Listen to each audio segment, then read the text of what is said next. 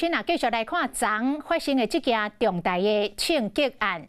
台南市区议会理事长林士杰防开枪单事，即摆传出这个枪手恐惊已经走出境了。讲枪手犯案的前一暝是住汽车旅馆，第二天透早退房，就走去林士杰的厝要当人。看到人开枪前后才爬表情，说来是驶车。逃走，而且来变装，然后把车停伫停车场，放火烧车，湮灭证据。讲伫高雄找到作案的第二台车，车顶红破验酸。离这台车无到500公尺，就是港口，所以推测凶手恐惊已经逃走出境。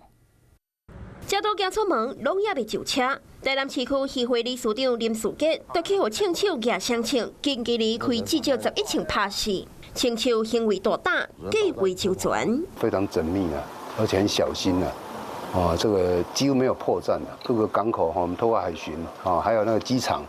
我们希望他们来帮我们注意可疑的人事物。枪手敢若伫犯案之前，也就是早一个暗时，就先伫一间汽车旅馆过暝，一直到7月初8半暝才退房。是讲旅馆人员无承认有这件代志。警察拢无来查无？没有啊。规件犯案的过程，嫌犯伫昨早起埋伏伫林士杰新落路的徛街附近。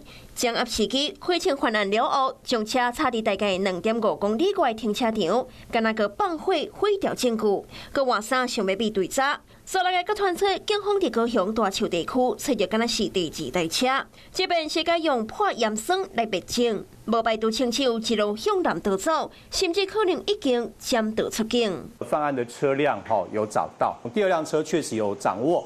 但是目前我们仍然在厘清调查中。枪手种种的行为，让警方无法度顺利用车来捉人。案发到达逃亡已经超过24点钟，就惊伊早就已经逃逃出境。检警无要放过任何线索，扩大追查，要调查嫌犯的身份和走路的路线。